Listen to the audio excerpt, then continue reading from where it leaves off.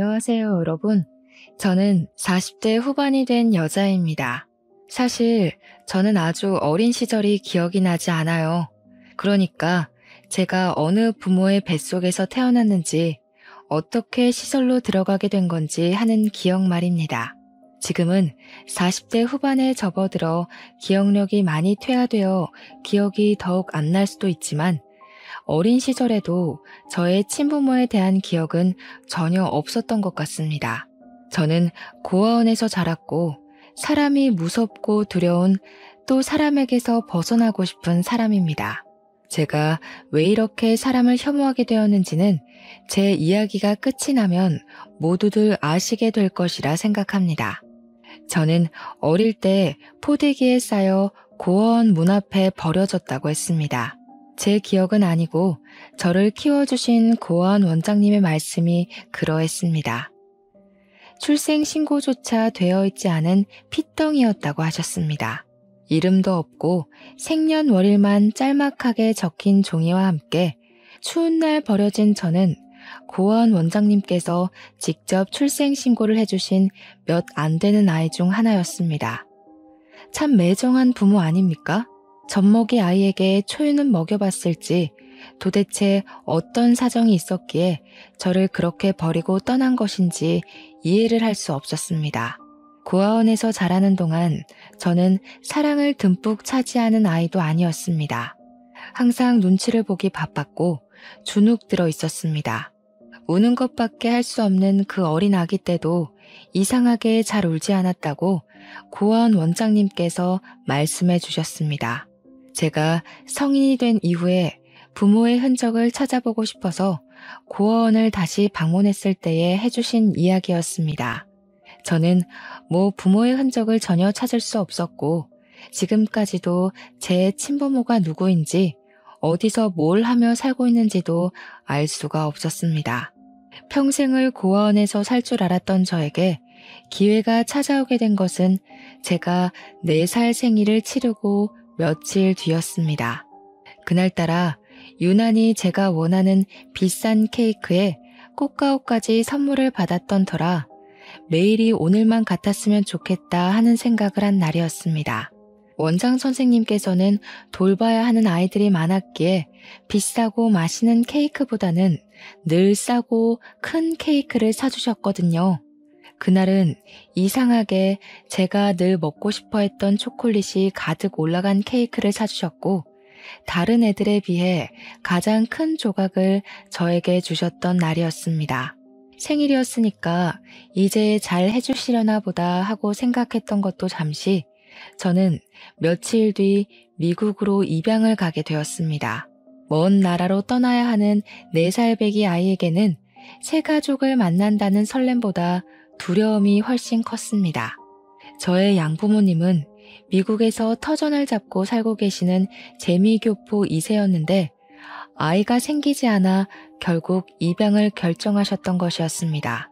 그래도 한민족 핏줄을 입양하고 싶다는 바람에 한국까지 와서 입양 절차를 밟고 저를 데려가셨던 것이었습니다. 저는 미국에서 천천히 적응을 하며 양부모님을 정말 제 부모처럼 생각하고 의지하면서 하루하루를 버텨나갔습니다. 하지만 항상 행복은 저를 비껴나가는 듯 했습니다. 양부모님이 저를 입양한 지 12년 만에 임신을 하시게 된 것이었습니다. 절대로 아이가 생길 일 없다고 장담을 했던 두 부부에게 친핏줄이 생기니 얼마나 끔찍하게 아끼셨을까요? 제 나이 16살에 생긴 동생은 너무나도 작고 예뻤고, 저는 진심으로 제 친동생처럼 생각했기에 한 번이라도 더 보고 싶어 안달이 난 상태였습니다. 하지만 저희 양부모님은 저를 믿지 못하셨고, 제가 아이를 해칠까봐 늘 두려워하셨습니다. 너는 내 자식이나 다름없다. 우리가 핏줄로 이어지진 않았지만 너는 평생 내 자식이다 하셨던 양부모님은 한순간에 돌변하셨습니다. 아이가 생긴 그날부터 저는 그저 검은 머리 짐승일 뿐 그 이상도 이하도 아니었죠. 저에게 그런 소리까지 하셨습니다. 우리가 널 거둔 건 우리의 장례를 치러줄 사람이 필요했던 것뿐이라고요. 어떻게 피가 섞이지 않았는데 우리가 한 가족일 수 있냐고 저를 핍박하고 내치셨습니다. 동생이 태어난 뒤 저는 양부모에게 다시 예쁨을 받았으면 좋겠다는 마음에 지극정성으로 제 동생을 돌봤습니다. 하지만 저에게 돌아온 말은 비수뿐이었습니다. 우리 애를 해치려고 다가간 건 아니냐면서 저를 밀어내셨거든요. 저는 이 모든 나날이 꿈같이 느껴졌고 한순간에 돌변해버린 부모님의 마음을 이해할 수가 없어 매일매일 너무나도 아팠습니다. 결국 제가 18살이 되던 해에 양부모는 저에게 아주 조금의 돈이 들어있는 통장을 던지면서 이야기를 하셨습니다. 도무지 불안해서 같이 살 수가 없을 것 같다면서 저에게 이제 한국으로 돌아가라고 파양을 결정하겠다는 이야기를 하셨습니다. 저는 그날 양부모의 다리에 매달려 얼마나 울었는지 모르겠습니다. 성인도 아니고 18살 된 저에게 집을 나가라고 하셨으니까요. 거기다가 같은 미국 땅덩어리에 있으면 앙심을 품을지도 모른다며 저에게 한국으로 돌아가라고 하니 제 나이에 받아들이기 힘든 일방적인 통보였습니다. 제가 한국말을 못하는 건 아니었지만 영어만큼 편하지도 않았고 14년이라는 시간 동안 한 번도 가본 적 없는 땅덩어리로 돌아가라고 하니 현실을 받아들이기 힘들었습니다. 저는 죽어도 가지 않겠다고 했지만 미성년자에게 무슨 힘이 있겠습니까?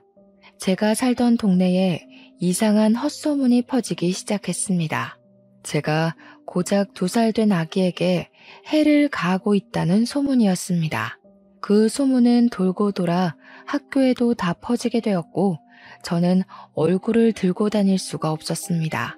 미국에서 아동에게 해를 가하는 일은 정말 큰일이었기에 저는 경찰 조사까지 받았습니다.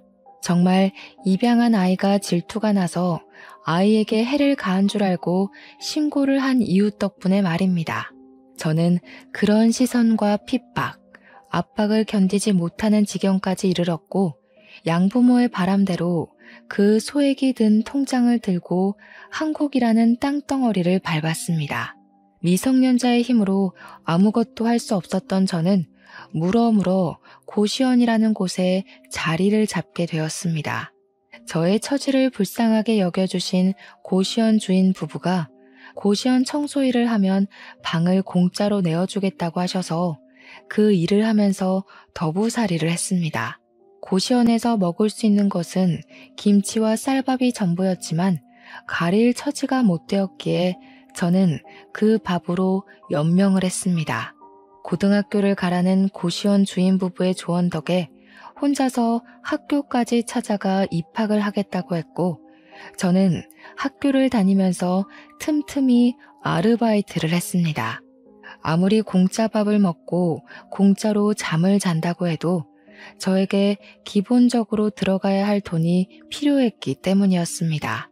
정말 안 해본 일을 꼽는 게 더 편할 정도로 모든 잡일이란 잡일은 다 해봤습니다. 악착같이 하루에 4시간을 자면서 버티고 일하고 공부하고 한 덕에 그럭저럭한 대학까지 붙긴 했는데 대학 등록금이 한 푼도 없었습니다.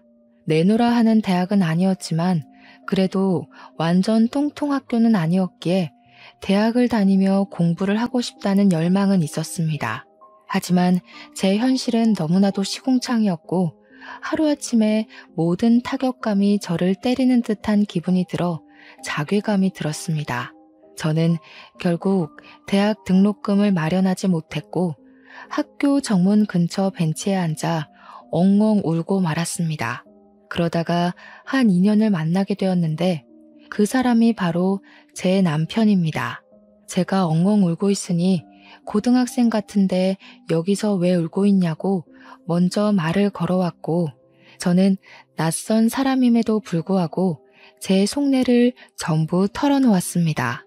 대학에 합격은 했고 다니고 싶고 하지만 등록금이 없어서 다닐 수가 없다고 말입니다. 제 사정을 딱하게 여긴 건지 남편은 어디론가 전화를 걸어서 장학금에 대해 이것저것 물어보더니 저에게 환하게 웃으면서 방법이 있는 것 같다고 했습니다. 알고 보니 남편이 전화를 하던 사람은 시부였고 시부는 장학재단에서 일을 하고 있었던 것이었습니다. 시부에게 저를 소개해 주었고 저는 덕분에 추천서를 받아 장학금을 받고 학교에 다닐 수 있게 되었습니다. 장학재단의 특성상 전액 장학금은 나오는 게 아니라 남은 금액을 재선에서 해결해야 했습니다. 위기를 기회로 라는 말처럼 저는 한 학기 휴학계를 내고는 나머지 등록금을 벌기 위해서 6개월 동안 미친 듯이 일을 하기 시작했습니다. 학교에서 학비의 반을 생활비로 지원받을 수 있다는 말에 6개월간 번 돈을 아껴서 생활비를 쓰고 등록금을 모아 2학기부터 학교 생활을 시작했습니다. 어린 나이에도 본인의 앞가림을 잘한다고 시부는 저를 참 예쁘게 봐주셨고 남들에게 자랑도 아낌없이 하셨습니다. 우리 장학재단에 새로 후원을 받게 된 여학생이 파양당한 상처를 딛고 씩씩하게 잘 살고 있다면서 좋은 자리가 있으면 아낌없이 추천을 해달라고도 하셨습니다. 저의 대학 생활은 참으로 순탄했습니다. 학교가 좋은 편은 아니라서 과외 아르바이트를 하며 돈을 벌 수는 없었지만 학원에서 채점 선생님을 하며 생활비를 벌었습니다. 단시간 일을 하고도 꽤 쏠쏠한 돈을 만질 수 있었고 나중에는 학원에서 매달 실시하는 시험 문제를 출제하는 일을 도우며 꽤 괜찮은 돈을 벌었습니다. 거기다가 가끔 시부와 남편이 저를 위해 밥을 사주기도 했고 학교 생활에 필요한 물품을 조달해 주시기도 했습니다. 남편과 시부에게 받은 걸 생각하면 정말 하나하나 나열할 수가 없을 정도로 감사한 도움을 많이 받았습니다. 그와 더불어 남편에게 점점 마음이 쏠리는 저를 아무도 말릴 수가 없었습니다. 저는 몰래 남편을 짝사랑하게 되었습니다. 멀끔하고 잘생긴 선배가 제가 어디에서 뭘 하고 있던 챙겨주지 못해 안달난 사람처럼 구니까 당연히 제가 폭 빠져들 수밖에 없었습니다. 저는 그 누구에게도 그런 관심과 사랑을 받아본 적 없는 사람이었으니까요. 저는 점점 커지는 제 마음을 숨기지 못했고 결국에는 터져나갈 위기에 봉착하자 이 마음을 당당하게 고백하기로 결심을 했습니다. 저는 발렌타인데이 날 초콜릿을 주면서 고백을 하겠다고 마음을 먹고 서툰 솜씨로 재료를 사다가 제 사랑을 담은 수제 초콜릿을 완성했습니다. 남편에게 줄 것이 있다고 만나자고 했는데 앞불싸 이미 초콜릿을 많이 받았는지 한알음 들고 나타났더라고요. 다들 고급스럽게 포장이 되어 있었는데 그 사이에 서툰 솜씨로 만든 제 초콜릿이 낀다고 생각하니 너무 부끄러웠습니다. 저는 결국 초콜릿을 주지 못하고 뒤로 숨기고 말았는데 제 표정을 보고 알아차린 것인지 저에게 남편이 웃으면서 이야기를 하더라고요. 자기한테는 왜 초콜릿 안 주냐고요. 제가 준비한 초콜릿이 제일 가지고 싶었다고 하면서 이야기를 하길래 용기를 내서 결국에는 고백을 하게 되었습니다. 저에게 먼저 고백하게 만들어서 미안하다며 앞으로는 그만큼 자기가 잘하겠다고 대답을 하는데 이게 무슨 소리인가 싶어서 눈만 껌뻑였습니다. 저에게 남편이 자기도 같은 마음이라면서 앞으로는 연인으로 잘 지내보자고 이야기를 하길래 그제야 이게 꿈이 아니구나 싶었죠. 저희는 그렇게 CC가 되었고 남들이 부러워할 만큼 닭살 돋은 연애를 시작했습니다. 남편이 군대를 다녀온 덕분에 저랑 같이 손잡고 졸업까지 함께 했습니다. 같이 학사모를 쓰고 사진을 찍는데 눈물이 다 나오더라고요. 우리의 대학생활 정말로 고생했다고 앞으로도 잘 지내보자고 했습니다. 저랑 남편은 대학을 졸업한 이후 취업 준비도 서로 돕고 서로의 포트폴리오와 자기소개서를 검토해주며 사이좋게 지냈습니다. 그 결과 남편은 은행에 취직을 하고 저는 중소기업에 취직을 할 수 있게 되었습니다. 주말에 데이트를 하면서 여느 직장인과 다름없는 일주일을 보내고 둘이 만나 서로의 애정을 확인하고 충전하고 그렇게 지내고 있었습니다. 그러던 어느 날 남편과 데이트를 하고 있는데 어떤 여자가 남편의 이름을 부르는 게 아니겠습니까? 제가 놀래서 남편을 보고 누구냐고 물어보았습니다. 우리 남편이 대학 다닐 때도 인기가 꽤 좋았었기에 회사 동료들 중에서도 인기가 많은 편에 속할 거라 생각을 했었거든요.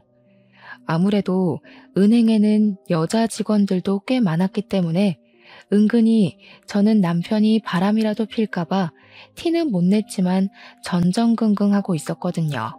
친근하게 남편의 이름을 부르는 정도의 사이라는 거니까 저는 알게 모르게 질투심이 확 올라왔습니다. 남편은 난감해하면서 저에게 우리 누나야 하고 말을 하더라고요. 저는 황당해서 인사를 했고 누나분은 저에게 여자친구냐고 물어보더니 마침 잘 됐다면서 커피를 한잔 하자고 하시더라고요. 거절하기도 애매한 상황에 남자친구를 쳐다보니까 마침 시간도 남는데 커피나 한잔 하자고 하면서 카페에 들어가는데 조금 불편하더라고요. 그래도 뭐 어쩌겠나요? 거기서 제가 불편하다고 해봐야 서로 얼굴 붉히는 일만 일어날 것 같아서 알겠다고 하고 카페에 들어갔습니다. 커피가 나오지도 않았는데 저한테 이것저것 질문을 하는데 저도 밉보이고 싶은 마음은 없었기에 성심성의껏 대답을 해드렸습니다. 집은 어디에 있냐? 학교는 어디를 나왔냐? 회사는 어디를 다니고 있냐? 몇 살이냐? 둘이 얼마나 만났냐? 부모님은 뭐 하시냐? 진짜 저에게 물어보고 싶었던 것이 꽤 많았는지 쉴 새 없이 질문을 하시는데 저도 대답을 하다가 입이 다 마를 지경이더라고요. 하나하나 성의 있게 대답을 하다가 부모님이 안 계시다고 이야기를 하니 저를 안쓰럽게 바라보시면서 두 분 다 돌아가신 거야? 하고 물어보시더라고요. 아니에요. 저는 어릴 때 고아원에서 자랐고요. 미국으로 입양을 갔다가 피치 못할 사정으로 인해서 한국으로 돌아오게 되었어요. 그 뒤로는 지금까지 쭉 혼자 지내고 있고요. 피치 못할 사정이면 뭐 파양? 아니, 입양까지 잘 가놓고 파양을 당할 정도면 무슨 짓을 하고 다녔길래?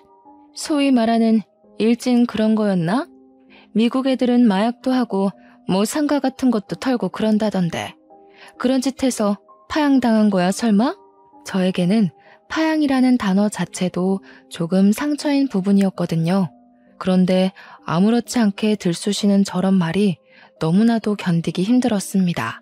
제가 표정이 점점 굳고 어떤 대꾸를 해야 할지 몰라서 조용히 입을 다물었더니 신우가 혀를 끌끌 차더라고요. 진짜 마약이라도 한 거 아니냐면서 팔뚝 좀 보자 하는데 기분이 너무 나쁘더라고요. 남편을 쳐다보니 남편도 이건 아니다 싶었는지 지 누나를 막 말리더라고요. 그게 무슨 소리냐고 허튼 소리 하지 말라고요. 그 자리에서 제가 무슨 말을 더 할 수 있겠습니까? 조용히 커피만 마셨죠. 그러니 신우가 저에게 기분 나빴냐고 물어보시면서 또 자기 할 말만 하대요. 기분 나쁘게 듣지 말고 그냥 인성에 문제 있으면 우리 동생이랑 만나는 거 내가 못 만나게 해야 될 것 같아서 물어본 것 뿐이야. 누나, 그만 좀 해. 애 표정 굳은 거 안 보여? 왜 그래 진짜? 왜? 내가 못할 말한 것도 아니고. 나도 사실은 입양하거든. 우리 동생이 태어나기 전에 입양을 오게 됐어. 이 집도 자기 친핏줄. 그것도 아들이 생겼는데도 나를 얼마나 예뻐했는지 몰라. 그러니 파양도 안 시키고 지금까지 같이 살고 있는 거 아니겠어? 파양이라는 게 절차도 복잡하고 쉽지 않잖아. 그러니까 당연히 내가 오해하고 문제가 있었을 거라 생각할 수밖에 없지 않겠어? 그것도 같은 대한민국 땅덩어리도 아니고 미국에서 파양을 당했다는데 궁금할 수도 있지. 되게 예민하게 구네. 저는 기분이 너무 나빠서 꼭 울음이 터질 것만 같았고 그 자리에서 아무렇지 않은 척하는 게 버거웠습니다. 결국 고개를 푹 숙이고 최대한 흘려드리려고 하고 있으니 남편이 벌떡 일어나서 제 손을 잡더라고요. 영화 볼 시간이 다 됐다면서 예매하지도 않은 영화를 보러 가자고 저를 끌고 나오는데 신우가 입을 삐죽 내밀더라고요. 이렇게 우연하게 만난 것도 인연인데 같이 밥이라도 먹어야 하는 거 아니냐면서 영화 예매를 취소하라고요. 남편이 뭘 그렇게 누나 마음대로 하려고 하냐고 우리도 일정이 있으니까 오늘은 이만 헤어지자고 하는데 기분이 참 그랬습니다. 남편이 오늘은 이라고 말한 게 꼭 다음에 다시 만나자고 약속을 잡는 것 같아서 말입니다. 남편은 저에게 헌신적인 사람이고 다정한 사람이지만 남편의 가족들은 저를 밀어내려고 할 것 같아서 환영하지 못한 마음에 기분이 우울해졌습니다. 하지만 그것은 아주 빙산의 일각이었습니다. 그 뒤로 남편이 주말에 저를 만나면 고민이 가득한 얼굴로 앉아있기도 했고 가끔은 휴대폰을 보면서 작게 욕도 하고 짜증도 내고 하는 겁니다. 한 번은 데이트 중간에 신우에게서 전화가 걸려왔고 남편이 처음에 짜증을 막 내더니 나중에는 화를 내면서 누나 그만 좀 하라고 하고 전화를 끊더라고요. 저는 직감적으로 나랑 헤어지라고 한 게 틀림없구나 하는 생각을 하게 되었고 너무나도 사랑하는 남편을 보내주어야 하는 건가 싶어서 마음을 졸였습니다. 그때는 결혼의 결자도 이야기가 나오지 않았을 때라 저는 더욱더 불안한 마음을 가지게 되었습니다. 남편이 계속 휴대폰만 보면 성질을 내길래 한 번은 몰래 훔쳐보았는데 글쎄 신우가 남편에게 제가 너무나도 마음에 안 든다고 수시로 연락을 해왔더라고요. 가난한 것도 그렇고 내세울 것 없는 것도 그렇고 중소기업에 다니고 있다는 것도 너무나도 흠이라고 했습니다. 물론 대부분의 내용은 파양당한 이유를 알아봐라. 분명 숨기는 게 있을 거다 하면서 남편에게 의심을 키우게 하는 문자로 이루어져 있었습니다. 저는 인간으로서의 마지막 자존심을 박탈당하는 기분을 느꼈습니다. 그러다가 그런 문자들 사이에서 신우가 남편에게 다른 여자를 소개받으라고 소개팅을 주선한 문자를 발견하게 되었습니다. 남편에게 깊은 배신감이 들고 그러더라고요. 물론 남편이 그 자리에 나갔는지 나가지 않았는지 저는 모르고 있었고요. 서운한 마음이 켜켜이 쌓이면서 저는 남편에게 점점 거리를 두기 시작했고 남편도 그걸 눈치챈 것 같았습니다. 하루는 시부가 저에게 밥을 사주겠다고 하셔서 자리에 나갔는데 제 표정이 영 좋지 않으니 무슨 일이 있냐고 물어보시더라고요. 말을 할까 말까 고민을 하다가 이대로 당하고 있을 수는 없겠다는 생각에 시부에게 모든 걸 털어놓았습니다.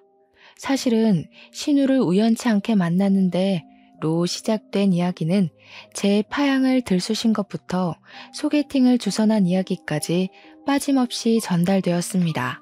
시부는 얼굴이 창백해졌다가 새빨개졌다가 반복하면서 화가 엄청나게 났는지 결국 신우에게 전화를 걸어서 한바탕 잔소리를 퍼부었습니다. 애한테 어떻게 그런 상처를 줄 수가 있냐면서 그러고도 네가 사람이냐고 왜 사람 속을 자꾸 뒤집어 놓는 거냐고 소리를 막 지르셨습니다. 그렇게 사그라들 줄 알았던 신우의 모멸은 그날 밤 저에게 고스란히 배가 되어 돌아왔습니다. 어떻게 우리 아빠한테 그런 걸 이럴 수가 있어? 너 우리 아빠랑은 어떻게 아는 사이인데? 아버님이랑은 장학재단에서 알게 되었습니다. 아버님께서 추천서를 써주신 덕분에 제가 장학금을 받을 수 있었거든요. 참나, 결국은 우리 아빠 덕분에 학교 다녔다는 거 아니야. 이 비렁뱅이야. 내가 내 동생 짝지 않아 못 골라주니? 너처럼 불우한 인생을 살고 돈도 없는 애보다는 구김살 없는 애가 집안에 들어오면 좋겠어서 자리 마련한 건데 그걸 일러? 어이없어 정말. 시부가 그 이후에도 신우가 저에게 난리를 치면 언제든지 일러 바치라고 했었기에 저는 참지 않고 시부에게 일렀습니다. 어차피 아직 결혼 이야기가 나오지 않았고 제가 이 집안의 구성원이 될지 안 될지 모르니까 참아봐야 제 마음에 병이 나는 일이라고 생각이 들었기 때문입니다.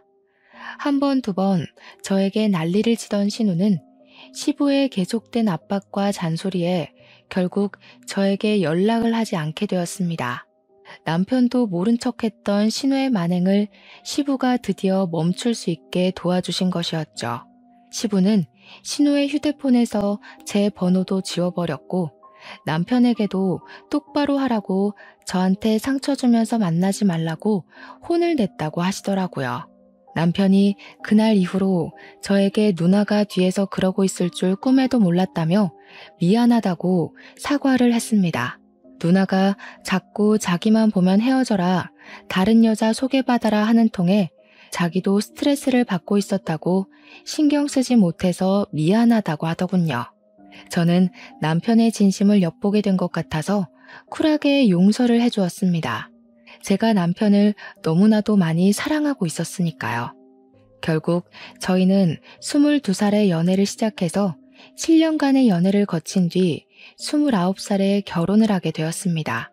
상견례라는 것도 딱히 할 것이 없어서 시댁에 인사만 드리고 준비를 하기로 했는데 처음 인사드리러 간 날을 아직도 기억에서 잊을 수가 없네요. 시댁에 방문해 첫 발을 내딛는데 약 2m 정도 떨어진 거리에서 팔짱을 끼고 신우랑 시모가 저를 바라보고 있었거든요. 그 눈빛이 아직도 생생합니다. 딱 봐도 너 앞으로 시집살이 죽었다. 정말 마음에 드는 구석이 하나도 없는 계집애라는 눈으로 저를 보고 있었거든요. 가진 것도 하나 없다는 걸 문제 삼아 핀잔을 주면서도 제 파양 이야기를 꺼내고 싶어서인지 자꾸 미국을 들먹이셨습니다. 그래도 미국에서 오래 살았으니 영어는 잘하겠네 하면서 은근슬쩍 말이죠. 저는 기분이 나빴지만 꾹 참고 버티는 수밖에 없었고 시부의 열렬한 지지로 결혼에 꼴이 날 수 있게 되었습니다. 제 결혼 생활은 말이죠. 시집살이를 시키고 싶었던 시모와 신우의 바람대로 흘러가지 못했습니다. 시부가 하나하나 저를 끌고 다니면서 챙겨주셨고 제가 부당한 대우를 받지 않도록 지켜주셨기에 시모와 신우의 질투가 어마어마했습니다. 신우에게는 아이가 둘이 있었는데 신우가 꽤 어린 나이에 사고를 쳐서 결혼을 한 덕에 애들 나이가 조금 있었습니다. 시조카가 초등학생이었는데 항상 신우 혼자서 애를 데리고 다니는 것이 궁금해서 시매부는 뭘 하냐고 물어보니 이혼했다고 하더라고요. 이혼해서 애를 둘 키우는 거나 나름 존경스럽긴 하네 한 것도 잠시 틈만 나면 저에게 애를 맡기고 주말에 놀러 가는 게 아니겠습니까? 영어를 가르치라면서 주말이면 우리 집에 애를 두고 나가고 지는 술을 처먹으러 가고 여행을 가고 하는 겁니다. 남편도 처음에는 신우한테 너무한 거 아니냐고 우리 집이 무슨 보육원인 줄 아냐고 당장 애 데려가라고 난리를 쳤습니다. 하지만 이게 계속 반복이 되고 신우는 뻔뻔하게 나오고 나중에는 싸우기도 지친 건지 저한테 그냥 조카들 좀 보라고 하더라고요. 은행에서 승진 문제를 두고 골치가 아픈데 집에서까지 스트레스 받고 싶지 않다고 저한테 제가 굽히면 편할 일이라고 하더라고요. 연애 때랑은 너무나도 달라진 모습에 저는 숨이 턱턱 막히는 것 같은 기분이 들었습니다. 제가 신우에게 애를 더 이상 봐주지 못하겠다고 하니 신우가 오히려 저를 타박하면서 조카들의 영어 실력이 하나도 늘지 않았다고 미국에 살았다는 거 다 거짓말 아니냐고 하더라고요. 제가 얼마나 열이 받았는지 신우에게 미국 시민권증을 보여주면서 저 이중국적이고 미국 사람이라고 화도냈습니다.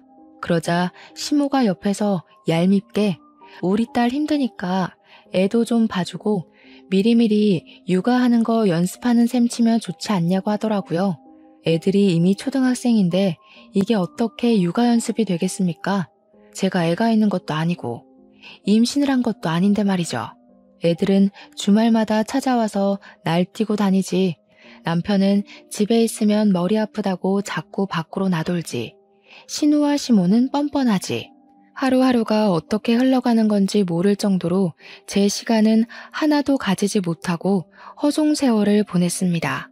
그렇게 2년이 지난 어느 날, 저희가 이사를 가야 하는데 전세금이 살짝 모자라더라고요. 집 크기를 줄여야지만 전세금을 맞춰서 집을 구할 수 있었고, 아이 계획을 미루자고 하니 남편은 그게 무슨 소리냐며 저에게 화를 냈습니다. 나이가 더 들기 전에 빨리 아이를 낳아야 서로에게 더 건강한 육아가 되지 않겠냐고 당장 애를 낳자고 하는 거죠. 집을 줄이는 게 뭐가 문제라고 아이를 미루자고 하는 거냐고, 좁은 집이어도 육아는 충분히 가능하다고 우기는 남편. 작은 집에서 애를 어떻게 키울 것이냐, 우리도 기반을 잡고 계획적으로 육아를 하자는 소리하고 우기는 저. 남편과 저의 사이는 점점 더 나빠지기만 했습니다. 이 이야기를 전해들은 시모는 저에게 대를 끊으려고 하는 거냐고 당장 애부터 가지고 요즘은 원룸에서도 애를 다 키우고도 남는다고 하는 겁니다. 상식적으로 원룸에서 어떻게 애를 키웁니까? 제가 기가 막혀서 아무것도 못하고 있는데 시부가 저에게 연락을 하셨더라고요. 제가 집 때문에 고민을 한다는 걸 전해 들으셨는지 한참을 이것저것 물어보시다가 저에게 집을 짓자고 하시는 게 아니겠습니까? 갑자기 집을 짓자고 하셔서 이게 무슨 소리인가 하니 시부가 예전에 사둔 변두리 땅이 있는데 요즘 거기가 개발되어서 학교도 들어오고 편의시설도 다 생겼다고 하더라고요.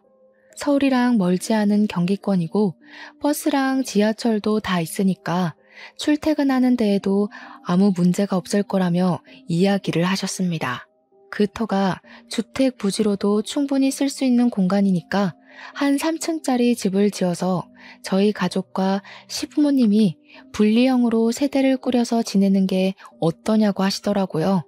예를 들면 1층은 아이가 생길 저희가 쓰고 2층은 시부모님이 쓰고 그런 식으로 나누자고 하시더라고요. 아이가 생기면 본인들이 아이를 봐주기도 쉽고 이제 시부도 은퇴를 하실 거라면서 시간이 많이 생기니 좋을 것 같다고 하시는 겁니다.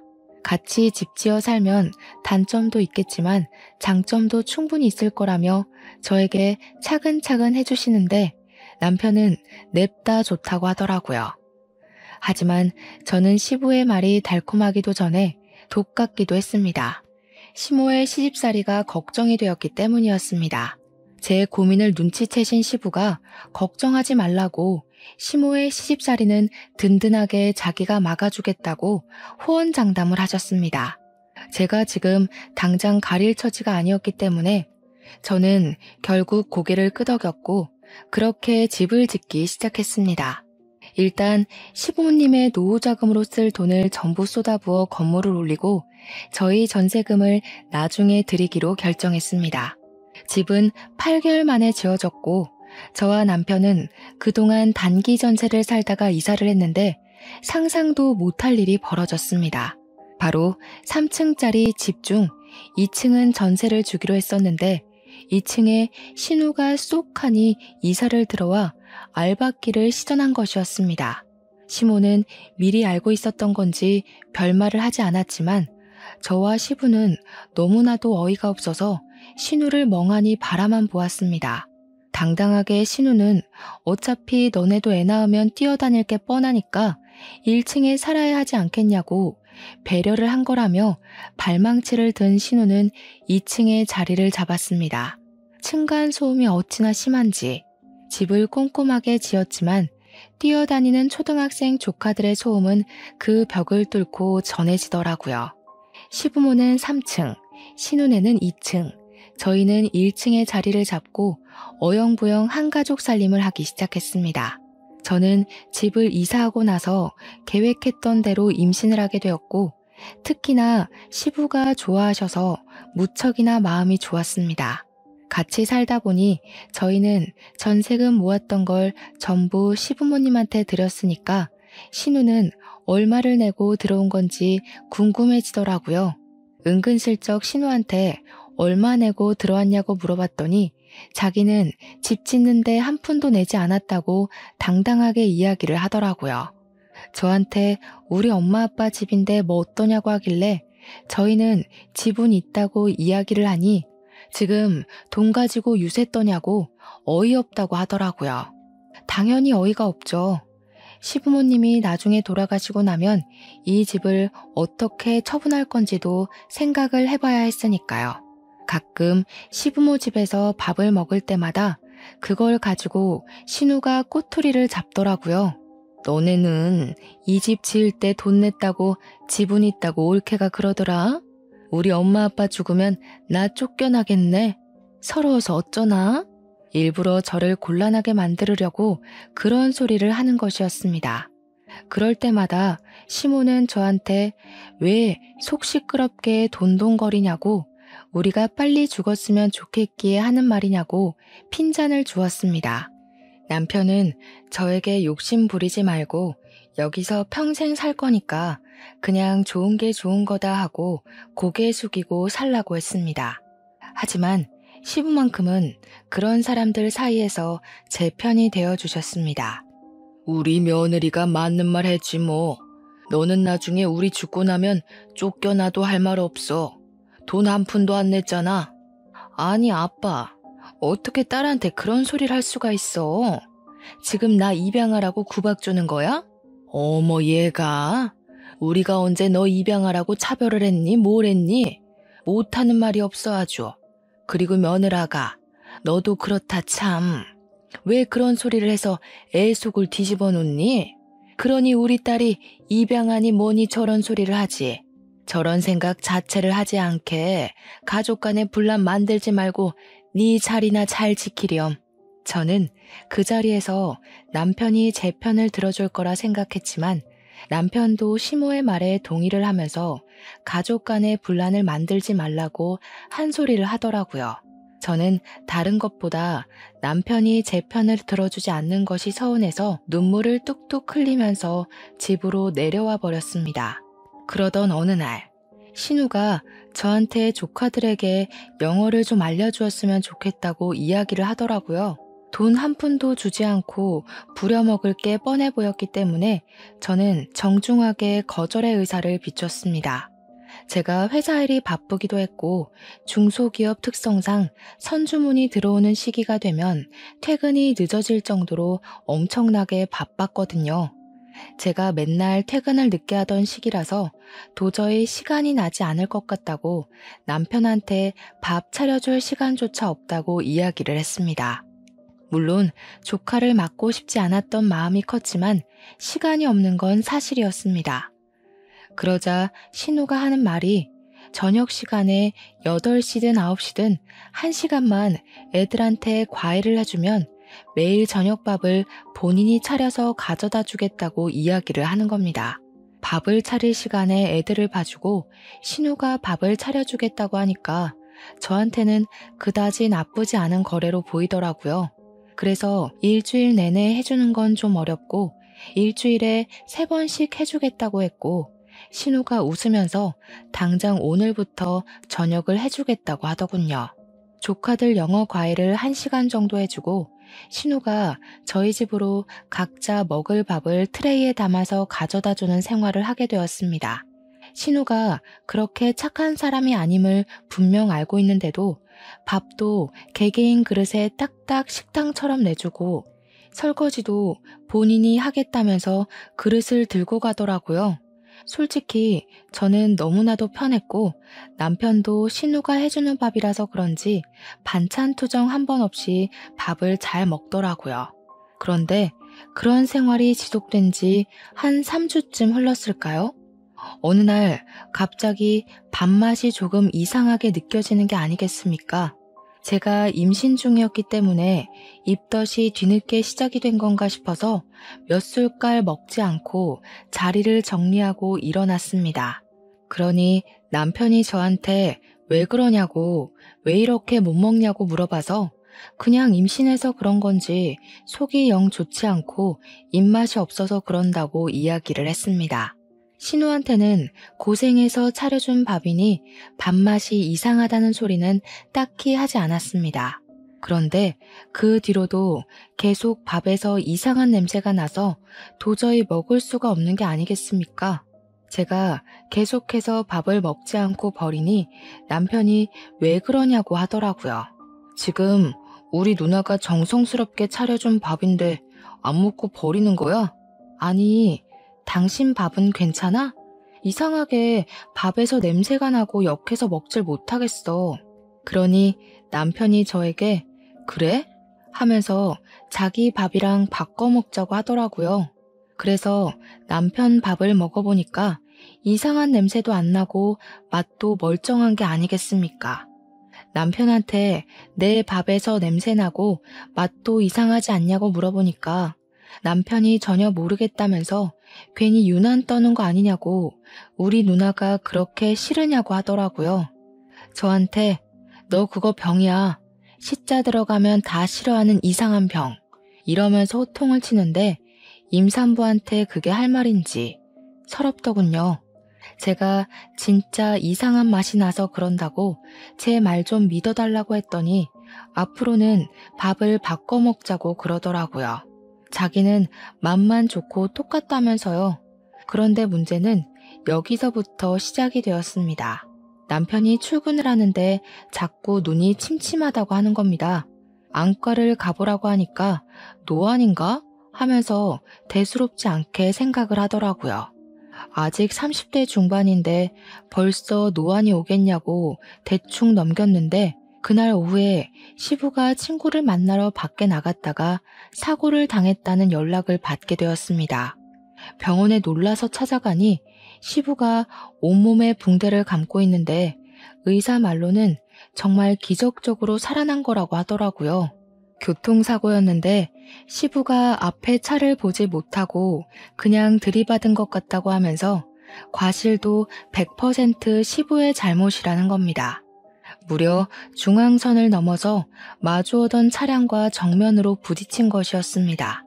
시모는 엉엉 울고 있고 시부는 의식이 돌아와서 드문드문 말을 하셨는데 자꾸 눈이 잘 안 보인다고 침침하다고 하시더라고요. 남편도 눈이 침침하다고 했었다는 게 떠오르면서 괜히 이상한 기분이 들었습니다. 뭔가 놓치고 있는 기분이 들었거든요. 시무랑 신우가 저에게 잠시 병실을 좀 지키고 있으라고 하길래 제가 오늘 돌볼 테니 집에 가서 쉬시라고 말을 전했습니다. 제가 병실을 지키고 있는 사이 남편이 퇴근해서 오더니 본인도 진료 예약을 좀 잡는 게 좋겠다고 하면서 저에게 그냥 집으로 가라고 하더라고요. 임산부가 병실을 지켜봐야 뭘 하겠냐고. 다음 날이 때마침 주말이니 본인이 지키고 있겠다고 하더라고요. 그래서 고맙다고 이야기를 하고 저는 집으로 돌아왔는데 아무래도 시모한테 이야기를 해두는 게 좋겠다 싶어서 3층으로 올라갔습니다. 그런데 신우랑 시모가 이야기를 나누고 있는 소리가 들리더라고요. 아니, 왜 며느리 눈은 괜찮고 우리 아들 눈이 침침하다 그러냐? 둘 밥이 바뀐 거 아니야? 아니, 그럴 리가 없는데. 내가 옳게 거라고 콕 집어서 알려준단 말이야. 우리 아들이 대신 먹고 있는 거 아니겠지? 아이고, 메탄올인가 뭔가 하는 거 그거 이제 그만 넣어라. 불안하다. 아니, 언제는 엄마도 좋은 생각인 것 같다고 했잖아. 아빠처럼 옳게도 사고 나면 딱인데. 임신까지 했으니 보험금도 2배 아니야. 너희 아버지도 한 방에 갔어야 했는데 저렇게 살아서 어쩌냐. 치료비는 어쩌고. 거기다가 중앙선을 넘어가지고 보험금도 사망보험금만 나올 것 같은데 죽어주지 좀. 그래서 엄마 돈 한 푼도 없다고? 아씨, 진짜 우리 어떡해. 저는 메탄올이라는 소리에 머리털이 쭈뼛 서는 것 같았습니다. 너무나도 놀랬죠. 사건의 전말을 전부 들었지만 증거가 전혀 없는 상황이었고 그 둘을 제대로 잡아 쳐넣으려면 증거가 필요했습니다. 저는 시조카들이 평소에 강아지를 키우고 싶다고 했던 게 생각이 나서 바로 강아지 한 마리를 분양받았습니다. 시조카들이 아니나 다를까 강아지를 데리고 놀고 싶다고 하길래 된다고 이야기를 하고는 신우에게 말을 했습니다. 신우, 우리 강아지가 어려서 그런데 집에 펫 카메라 좀 두고 가도 될까요? 혹시 뭐 잘못 먹거나 하면 큰일이라서요. 신우가 별 생각이 없었는지 그렇게 하라고 이야기를 하더라고요. 요즘 펫 카메라는 녹화도 되고 소리도 녹음되며 각도 조절이나 줌 같은 기능도 다 있거든요. 밥을 차리는 동안 저는 조카들 과외를 하면서 몰래 휴대폰으로 펫 카메라를 보고 있었는데 아니나 다를까 신우가 제 밥에다 뭔가를 타더라고요. 확대해서 살펴보니 공업용 메탄올이었습니다. 저는 그 길로 신우가 밥 차려준 걸 잘 먹겠다고 받아든 뒤 바로 그 밥그릇 채로 경찰서에 들고 갔습니다.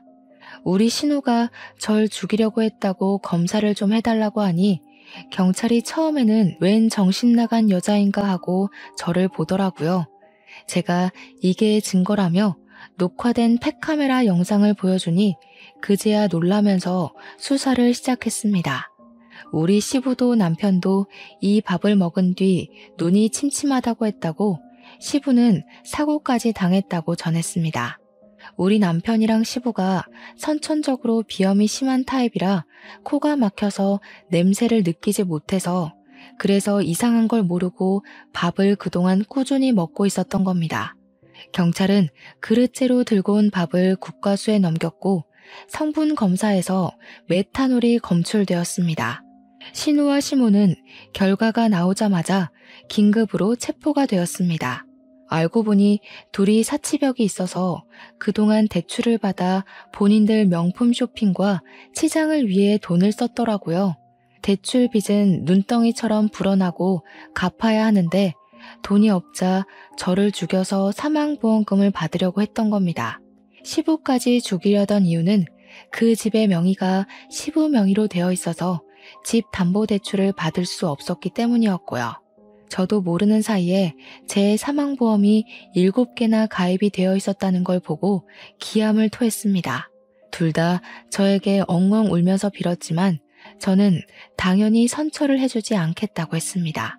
우리 남편은 시력이 많이 손상되어 있는 상태였는데 복구를 할 수 있는 방법이 없다고 하더라고요. 신경의 문제라서요. 제가 임신 중이었기에 가중처벌을 받은 시모와 신우는 둘 다 감옥 생활을 하게 되었습니다. 시부는 다행히 뼈가 잘 붙어서 호전이 되었고 저에게 재산 분할을 해줄 테니 이혼을 하라고 하셨습니다. 남편은 그 소리를 듣자마자 자기 눈도 잘 안 보이는데 자기를 버리고 가면 어떻게 하냐고 저와 시부에게 소리를 쳤지만 그게 뭐 제 문제인가요? 소송으로 이혼을 마치고 나니 시부가 저에게 그 집을 팔아서 나온 돈 반을 뚝 떼주시더라고요.